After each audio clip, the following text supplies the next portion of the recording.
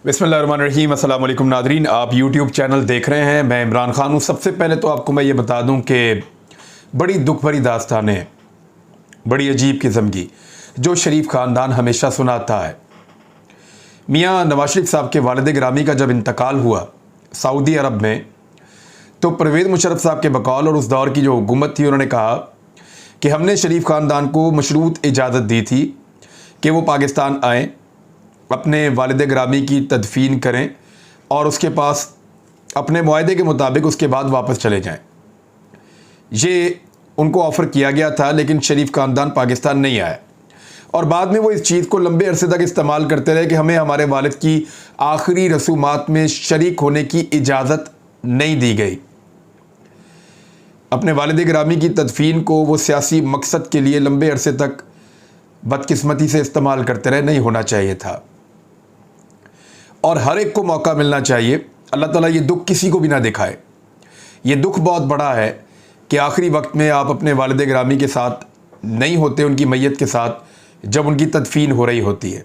बहुत बड़ा दुख है, लेकिन उनको ये मौका दिया गया था और उन्होंने इस मौके को ज़ाया किया और वो पाकिस्तान नहीं आए मशरूत तौर पर, जो उनको मौका मिला था। उसके बाद अभी नवाज शरीफ साहब की वालिदा का इंतकाल हुआ और वो भले चंगे हैं, ये सबको पता है। मरीम नवाज़ ने खुद बताया कि मैं शाम की फ़्लाइट से मियाँ साहब को बुला सकती हूँ अगर मुझे कुछ गारंटीज़ दे दी जाएं तो। अपनी वालिदा मोहतरमा की तदफीन के लिए भी वो तशरीफ़ नहीं लाए। एक बेटे के लिए ये बड़ी दुख की बात है, बड़ी तकलीफ़ की बात है। नवाज शरीफ साहब को ज़रूर इसका बहुत दुख होगा, लेकिन इस चीज़ को भी सियासत की खातिर रखा गया इसी तरीके से। मैं इससे ज़्यादा कहना कुछ नहीं चाहता। ऐसे कॉलम्स लिखवाए गए, ऐसी तहरीरें लिखवाई गई माजी में, जिनमें यह साबित किया गया कि नवाज शरीफ साहब हुसैन नवाज साहब को कुरान पाक पढ़ते हुए सुनते थे जेल के अंदर। हालांकि जेल अडियाला में थी और हुसैन नवाज मरी में बंद थे। दोनों का फ़र्क बहुत ज़्यादा है, लेकिन फिर भी ऐसी चीज़ें लिखी जाती रही और इस तरह की चीज़ों की प्रमोशन की जाती रही। बड़े जज्बाती सीन बताए जाते हैं। जहाज़ के साथ बांध दिया गया, ऐसे किया गया, वैसे किया गया। चंद लम्हों की कहानी को बनाया जाता है कि जैसे ये बहुत लंबा टाइम ड्यूरेशन था। जेल के अंदर जितनी अय्याशी वाली और मौज मस्ती वाली ज़िंदगी शरीफ ख़ानदान ने गुजारी है, इसका आपको अंदाज़ा भी नहीं है।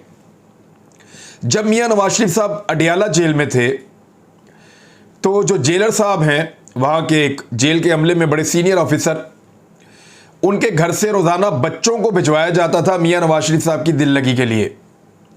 यानी वो अपने घर से बच्चों को मियाँ नवाज शरीफ साहब के पास भेजते थे, तो इसका मतलब है जेल के अंदर तो नहीं भेज रहे वो।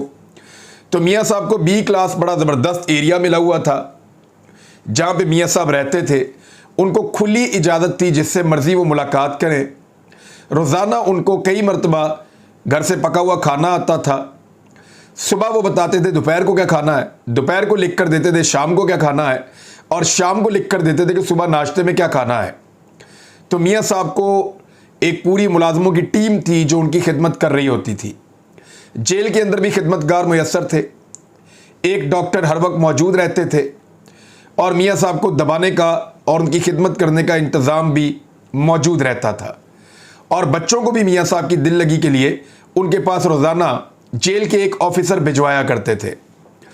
जब मियाँ नवाज शरीफ साहब यहाँ पे लाहौर की जेल में आए, तो 1 साल का रिकॉर्ड अभी मैंने चेक किया है। उस रिकॉर्ड के मुताबिक, यानी मैंने इसको अपने सोर्स के ज़रिए चेक किया, 2300 के करीब, यानी 2200 से ज़्यादा और 2300 के करीब बन रही हैं टोटल मुलाकातें या विजिट्स मियाँ साहब के लिए हुए हैं। इतने विजिट्स 1 साल के अंदर, अगर आप छुट्टियों वाले दिनों को निकाल दें तो लगभग 10 विजिट्स रोज़ाना होते थे। मियाँ साहब 15-15, 20-20 मिनट या 1-1 घंटे की मुलाकात करते थे लगभग 10 लोगों से रोज़ाना। फैमिली के लोग जो है वो हफ्ते में 2-3 मरतबा मिलने आते थे। दोस्त अहबाब रोज़ाना की बुनियाद पर मिलने आते थे।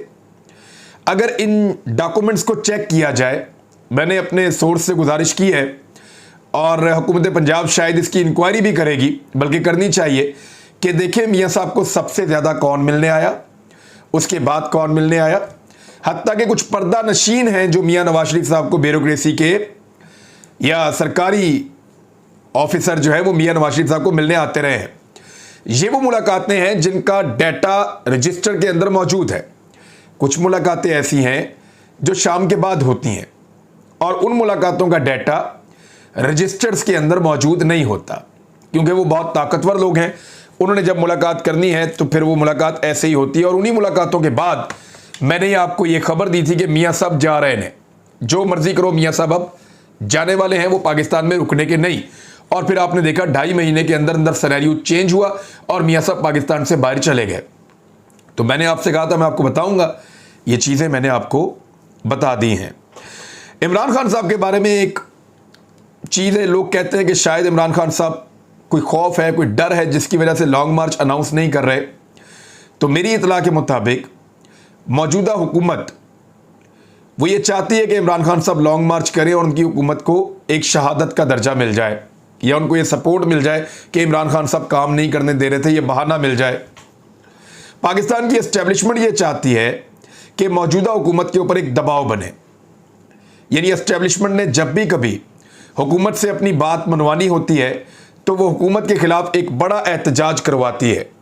वो ताकतवर एहतजाज जो होता है वो हुकूमत को घुटनों पर ले आता है। हुकूमत मुड़ मुड़ के एस्टेब्लिशमेंट की तरफ देखती है और एस्टेब्लिशमेंट फिर हुकूमत से कहती है कि हमारा फलां काम भी आपको करना पड़ेगा, वो भी करना पड़ेगा, ये भी करना पड़ेगा। हुकूमत आंखें बंद करके वो सारे काम कर देती है और एस्टेब्लिशमेंट के मुताबिक चलती है, तभी हुकूमत को सर्वाइव करवाया जाता है। अब अगर इमरान खान साहब लॉन्ग मार्च लेकर आते हैं तो जो बहुत ताकतवर लोग हैं हुकूमत उनकी तरफ देखेगी और वो लोग हुकूमत को ये उनकी अपनी कुछ ख्वाहिशात हैं वो पूरी हो जाएंगी। बस इतना कहना मेरे ख्याल में काफ़ी है, जो हुकूमत अभी पूरी नहीं करना चाहती। ये हुकूमत जो है इंपोर्टेड, ये जिन ख्वाहिशात को पूरा नहीं करना चाहती ताकतवर लोगों की, अगर इमरान खान साहब लॉन्ग मार्च ले आए तो फिर इस हुकूमत से वो लोग अपनी ख्वाहिशात पूरी करवा सकते हैं। बस इतना मेरे ख्याल में काफ़ी है। जितने समझदार लोग हैं उनको आइडिया हो गया होगा। तो इमरान खान साहब के डर और खौफ की बात करते हैं। अभी एक वीडियो मेरे साथ शेयर की कुछ लोगों ने, और अगर आपने कभी फ़िज़ाई सफ़र किया है और आपको ये पता चले कि आपका जहाज़ या आपका तैयारा या आपका हेलीकॉप्टर ख़राब हो गया है और वो किसी वक्त भी गिर सकता है, तो पैनिक हो जाता है बहुत ज़्यादा लोगों में। लेकिन इमरान खान साहब को वो जो वीडियो शेयर की गई है उसमें क्लेम किया सलमान अहमद साहब ने कि इमरान खान साहब को हेडफोन दिया गया, उन्होंने उसको पहना और पायलट से बात की। पायलट ने बताया कि हमारे हेलीकॉप्टर में फ़नी ख़राबी हो गई है, इसको इमरजेंसी लैंडिंग करनी पड़ेगी। और उसके बाद इमरान खान साहब ने कहा ठीक है आप इसको लैंड कर सकते हैं, उन्होंने जो अलाउ किया। और उसके बाद फिर हमने देखा कि वो बड़े पुरसकून अंदाज में बैठे हैं और हेलीकॉप्टर को एक मैदान में लैंड करवा दिया गया जहाँ बच्चे क्रिकेट खेल रहे थे। कौन सी जगह है, कौन सा गांव है, ये उन्होंने उतर के पूछा।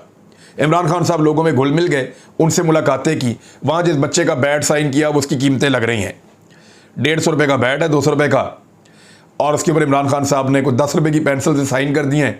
अब उसकी जो है कीमत लग रही है वो लाखों करोड़ों में जा रहा है। वो बल्ला भी, जिस आदमी को अल्लाह का खौफ हो ना, वो नहीं डरता, वो मौत से नहीं डरता, वो इस बात से नहीं डरता कि कोई उसको बेइज्जत करेगा, वो इस बात से नहीं डरता कोई उसका रिस्क छीन लेगा। इन चीज़ों से वो नहीं डरता, जिसको अल्लाह का खौफ हो और जिसको नबी अकरम सल्लल्लाहु अलैहि वसल्लम से मोहब्बत हो। ये पाकिस्तान का वाहिद वज़ीर आज़म था जिसने पूरी दुनिया के अंदर नामूस रसालत सल्लल्लाहु अलैहि वसल्लम के लिए आवाज़ उठाई।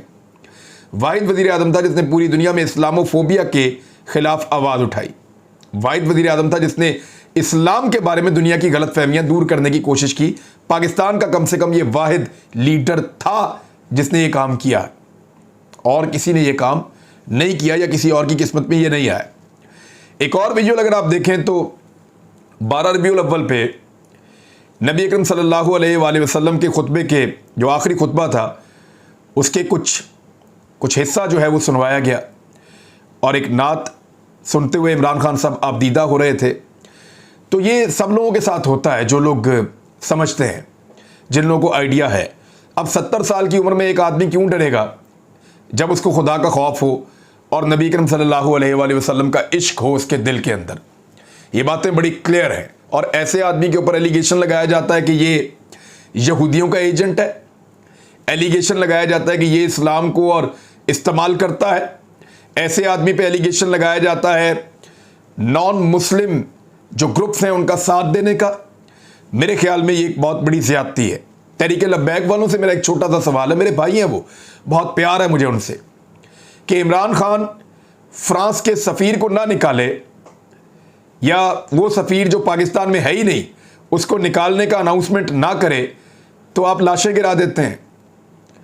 और शहबाज शरीफ जिस बंदे के गुनाह की वजह से या जिस बंदे की हरकत की वजह से, मैक्रोन जिसकी हरकत की वजह से आप फ्रांस के खिलाफ एहतजाज कर रहे थे, शहबाज शरीफ उसको जफ्फियाँ डाल डाल के मिले और उसको मीठे मीठे मुंह बना के दिखाए, उसके साथ मुस्कुराहटें शेयर करे और उसके साथ अकेले में मीटिंग करे, तो आप एहतजाज भी नहीं करते।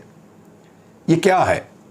क्या लोग समझें कि आप नबी अकरम सल्लल्लाहु अलैहि वसल्लम की मोहब्बत में निकले थे, या लोग ये समझें कि आपको किसी ने कहा था कि ये वक्त है बाहर निकलने का और इस वक्त ज़रूरत है आपको बाहर निकालने की? मुझे तो ये वाली बात समझ नहीं आ रही। अगर आप समझा पाएँ तो इसके बारे में ज़रूर समझाएं। हुकूमत के इत्तेहादी भी नाराज़ होना शुरू हो गए हैं। वो चीज़ें मैं आपको बताता हूँ, लेकिन सबसे पहले स्वात की सिचुएशन को समझिए। स्वात के अंदर सूरत हाल ख़राब हो रही है और इस सूरत हाल को हर हाल में ठीक करना होगा। स्वात में हमला हुआ है, एक बच्चा ज़ख्मी हुआ है, स्कूल वैन के ऊपर अटैक हुआ है और लगातार टारगेट किलिंग हो रही है। वहाँ के लोग सरापा एहतजाज हैं। मुराद सईद ने इसके ऊपर जो है वो एक प्रेस कॉन्फ्रेंस भी की है। इससे पहले भी मुराद सईद ने इसके बारे में आवाज़ उठाई थी। और मैं आपको सीरियसली ये बताऊं कि स्वात के अंदर मुराद सईद ने, इसकी फैमिली ने पहले भी कुर्बानियाँ दी हैं और इस मर्तबा भी वो फ्रंट पे आकर खड़ा है अपने स्वात के अमन के लिए, स्वात के लोगों के लिए। और मुराद सईद को धमकियाँ भी दी जा रही हैं और उनकी अपनी जान भी खतरे में है। तो ये पाकिस्तान की सिक्योरिटी फोर्सेस और पाकिस्तान के इदारों की रिस्पॉन्सिबिलिटी है कि एक नौजवान जो रियासत के साथ वफादारी साबित करता है, रियासत के साथ हर मामले में खड़ा होता है, उस नौजवान को इस मौके पर अकेला ना छोड़ा जाए, बल्कि उसकी हिफाजत की जिम्मेदारी उठाई जाए। मुराद सईद वजीर दाखिला नहीं है पाकिस्तान का। राना सनाउल्लाह को जाना चाहिए था, लेकिन मुराद सईद गए और इस सारे वाक़े को देखा और इस सारे वाक़े के ऊपर अपना पॉइंट ऑफ व्यू भी दिया। उन्होंने कहा कि हमें पॉलिसी स्टेटमेंट चाहिए। हमारे सिक्योरिटी इदारे स्टॉक एक्सचेंज और मईशत पर प्रेस कॉन्फ्रेंस ना करें। ये DGISPR साहब की जो प्रेस कॉन्फ्रेंस थी जिसमें वो कह रहे थे कि नई हुकूमत आने के बाद स्टॉक एक्सचेंज में बेहतरी आई है और डॉलर का जो रेट है, रुपया मुस्तहकम हुआ है। तो उन्होंने कहा इसके बारे में प्रेस कॉन्फ्रेंस ना करें, हमें बताया जाए कि हमारे अमन का क्या हुआ, हमारा खून इतना सस्ता है, ऐसा क्यों करते हैं। स्वात में दहशतगर्दी पर मुराद सईद का एक जारहाना रद्द-ए-अमल आया है और ये अब ट्विटर के ऊपर, सोशल मीडिया के ऊपर चल रहा है। ये वाहिद आदमी है मुराद सईद जो इस सारे मामले में फ्रंट फुट के ऊपर लड़ रहा है और ये कीमती लोग हैं। इनका ख्याल रखना, इनकी हिफाजत करना रियासत और रियासती इदारों की जिम्मेदारी है। अब एक और बड़ी भोंडी सी खबर आई है कि ऑडियो लीक्स की तहकीकात हुई है, बड़ी अहम पेशरफ्त हो गई है।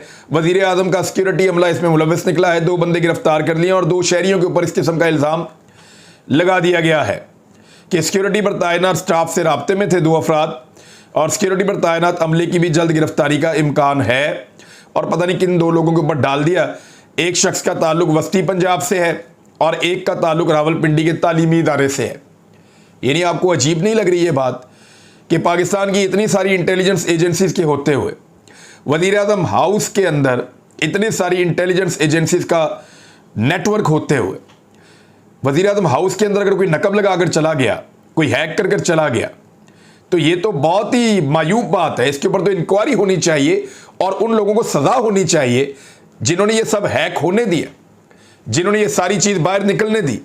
एक्चुअली जब आप वो कार्रवाई डालने वाला तो अपना कार्रवाई डाल गया, लेकिन जिनकी जिम्मेदारी ये थी कि कार्रवाई ना डले, उनको कौन पूछेगा?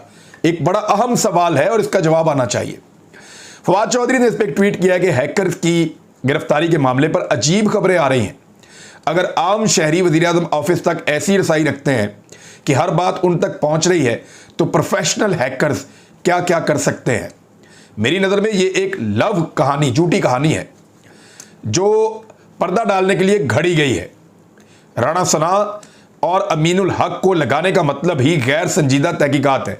एक एमक्यूएम के और एक पीएमएलएन के, इनको लगाने का मतलब वो ये कह रहे हैं कि ये एक गैर संजीदा किस्म की तहकीकात हो सकती हैं, इसमें कोई संजीदगी वाली बात नहीं है। खालिद मक्सी साहब वो शख्स हैं जिन्होंने पहले कहा था कि बड़ा दावा किया था कि बाप ने बाप होने का हक अदा कर दिया। इमरान खान साहब को इन्होंने हुकूमत से निकाला था, तब तो ये महंगाई और बाकी चीज़ें कहते थे। अब ज़रा खालिद मक्सी साहब का कल का आप स्टेटमेंट निकाल लें जो उन्होंने कौमी असम्बली के अंदर दिया है। ये बलूचिस्तान अवामी पार्टी से हैं। फरमा रहे हैं कि हुकूमती इत्तेहादियों पर उन्होंने तनकीद करते हुए कहा कि हुकूमत में जो लोग बैठे हैं ये सारे इमरान खान को निकालने आए थे, अब सब वजारतों की लालच में पड़ गए हैं। इत्तेहादियों को मशवरा है, बेहतर है सारे इस्तीफा दे दें। ये खालिद मक्सी साहब कह रहे हैं, कोई और नहीं कह रहा। और हुकूमत के अपने इत्तेहादी भी परेशान है कि हम किस हुकूमत का हिस्सा बन गए हैं जो डिलीवरी करके नहीं दे रही, जो काम ही नहीं कर रही। एमक्यूएम को लग रहा था कि इमरान खान से दूर होकर वो अपनी कराची की सियासत को जिंदा कर लेंगे, लेकिन उल्टा हो गया। उनकी जो सियासत मौजूद थी वो भी दब गई। नादरीन, अब ननकाना साहब में इमरान खान साहब का जलसा है आज के दिन में, और आप देखेंगे कि ननकाना साहब में क्या रिजल्ट आएगा। हबीब अकरम साहब बड़ा शानदार इसके ऊपर करते हैं सर्वे हर इलेक्शन से पहले, और कमोबेश वही नताइज आते हैं जो हबीब अकरम साहब कह रहे होते हैं हमेशा। उन्होंने बताया कि ननकाना वाली सीट जो है उसमें पाकिस्तान तहरीक इंसाफ 47% वोट लेगी, मुस्लिम लीग नून 26%, यानी 20% 21% कम है उनके, और दीगर जमातें 14% और TLP तहरीक लबैक 13% वोट लेगी। ये हबीब अकरम साहब ने अपना सर्वे करके बताया है, और बाकी हल्कों में भी यही हो रहा है। सारे हल्कों में इमरान खान साहब जीत रहे हैं। तो ऐसी सूरत हाल में इस इलेक्शन से भागने का पूरा बंदोबस्त किया जा रहा है कि किसी तरह हम इस इलेक्शन से जान छुड़वा दें, लेकिन जान छूटती नहीं, जान फंस गई है शिकंजे के अंदर। अब तक के लिए इतने, अपना ख्याल रखिएगा, अपने चैनल का भी। अल्लाह हाफिज़।